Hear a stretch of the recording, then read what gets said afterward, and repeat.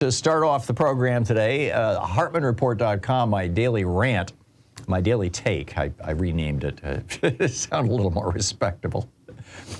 My daily take is titled, GOP Treason is Stalking Democracies Around the World. And, you know, pretty straightforward stuff. The framers of the Constitution wrote the word treason into that document 7 times, the word rebellion 5 times.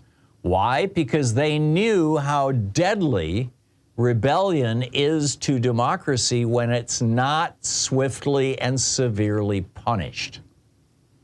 And yesterday we saw that hard lesson being played out in Brazil. Steve Bannon on his podcast for months, I believe, for weeks certainly, has been talking about how Bolsonaro had the election stolen from him by rigged voting machines and software glitches, and you know, the good people should rise up, and this is the Brazil Spring, a phrase that Bannon apparently coined. And sure enough, yesterday they did it, or day before yesterday, I guess. Not sure if it was Saturday or Sunday, but they attacked not just the Capitol building, where they were breaking furniture and smashing paintings and setting offices on fire, but also the Supreme Court building and the presidential palace. They went after all 3. The Guardian reports, quote, videos posted on social media show fires burning inside the Congress building. Furniture was broken and tossed around. Objects were reportedly stolen in the presidential palace and the Supreme Court. And in some places, sprinklers appeared to be dousing the chambers. Steve Bannon said, what's happening in Brazil is a world event. The people are saying they've been grossly disenfranchised. The movement has moved beyond the Bolsonaros in the way that in the U.S. it has moved beyond Trump. Right. And, you know, here we are. This is, frankly, this is how contagious fascism is. And the big lesson that the wannabe fascists like Bolsonaro and others around the world are learning from Donald Trump and from the timidity of Merrick Garland and our Department of Justice and frankly, President Biden, is that you can get away with committing treason if you are wealthy enough and a high enough level politician. It's just that simple. I mean, you know, ask yourself, how many high-level political folks in the United States who participated or supported this insurrection, this attempted coup, how many of them have been arrested? Donald Trump, Roger Stone, Steve Bannon, Ali Alexander, John Eastman, Mo Brooks, Mike Lee, Ted Cruz, Scott Perry, Josh Hawley, Mark Meadows, Jenny Thomas, Mike Flynn. You know, the list goes on. But they're all walking around, not only walking around free, most of them are walking around free, continuing to argue that we need to turn America from a progressive, from a liberal democracy into an authoritarian oligarchy of sorts. You know, the founders were very, very clear about what a dangerous and destructive thing this was. In fact, Shays' rebellion, which lasted almost a year, 1786 to 1787, was such a major event in American history. Now, at that time, we were operating under the Articles of Confederation. We were not yet the United States of America. We were, you know, in name we were perhaps, but the individual states basically were kind of like nation states, and the Articles of Confederation were like a NAFTA-like trade agreement, basically, that regulated tariffs and trade between the states. And, you know, Congress and well, to the extent that there was one, and the president had basically no power.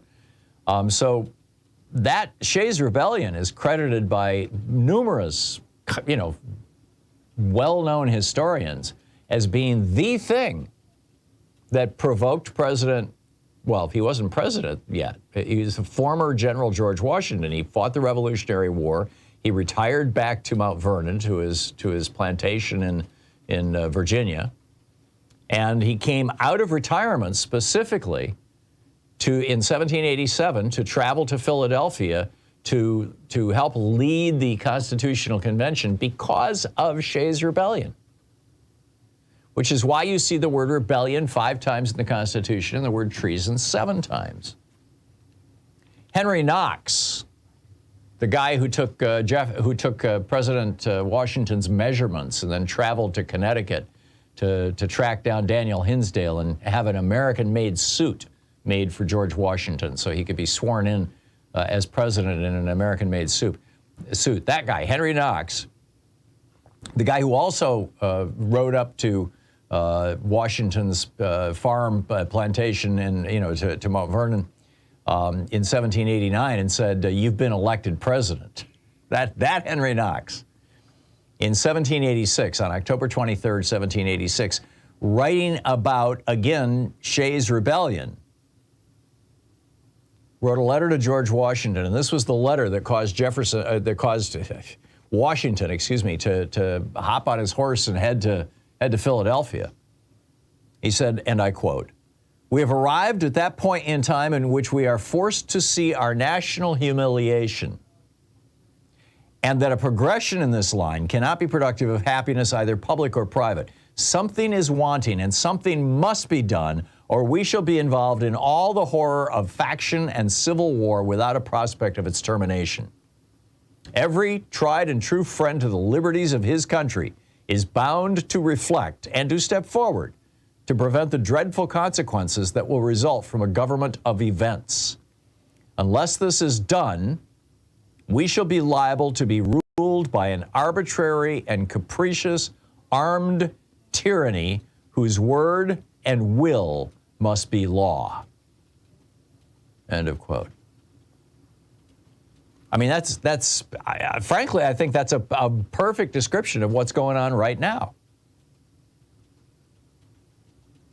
And thus you have Article 1, Section 6 of the Constitution that talks about treason. You got Article 2, Section 4 that says the president can be removed for treason. You got Article 2, Section 3 that says it defines treason. It says treason against the United States. This is from the Constitution, the highest, the supreme law of the land.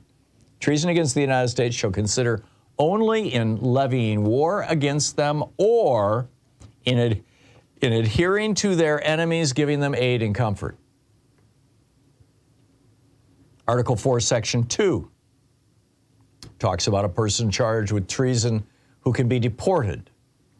The 14th Amendment is explicit that no person shall be a senator or representative in Congress who shall have, a whole bunch of other categories of public office, who shall have engaged in insurrection or rebellion against the same or given aid and comfort to the enemies thereof. They even wrote into the Constitution, it's Article 1, Section 9, that habeas corpus, the most ancient of civil rights, it goes back to 1215, June 15, 1215, when King John was forced to sign the Magna Carta at Runnymede and first acknowledged the right of habeas corpus. They even wrote into the Constitution that habeas corpus itself could be suspended, quote, in cases of rebellion or invasion. And now we've got Republicans in the House who have extracted a promise from Speaker McCarthy that he will empower a January 6th style committee to investigate the January 6th committee and to investigate the FBI, and that they will have a budget as large as the January 6th committee. So this is going to be Benghazi on steroids. And now, like I said, now this is traveling to Brazil. Putin has got to be smiling. We have a long history in this country of not prosecuting traitors. Rachel Maddow's podcast, Ultra, I don't know if you've caught it, but it's all about how there were a bunch of people in the House and Senate in the late 1930s and throughout the early 1940s who were literally on Hitler's payroll, promoting pro-Nazi propaganda in the United States. When they got busted, when they got outed by the press, the Truman administration decided not to prosecute them, the Department of Justice. They got away with it. When Richard Nixon committed treason in 1968 by telling the South Vietnamese not to go along with the peace deal LBJ had worked out with the North, he committed treason. He got away with it. LBJ took that secret to his grave. When Ronald Reagan's campaign cut a deal with the Ayatollahs to hold the U.S. hostages until after the election so that he could beat Jimmy Carter, he committed treason to win an election. You know, Iran-Contra kind of came and went. We did basically nothing about it. When George W. Bush's brother, Jeb Bush, the governor of Florida, knocked 80,000 African Americans off the voting rolls, we just kind of shrugged our shoulders. And now it's Donald Trump and his wealthy and powerful allies who've put American democracy in the crosshairs. And if history repeats itself, they will not be held to account. And that's wrong. It is damn well past time that the people who conceived and ordered and facilitated this crime against all the rest of us and the world are held to account in a meaningful way.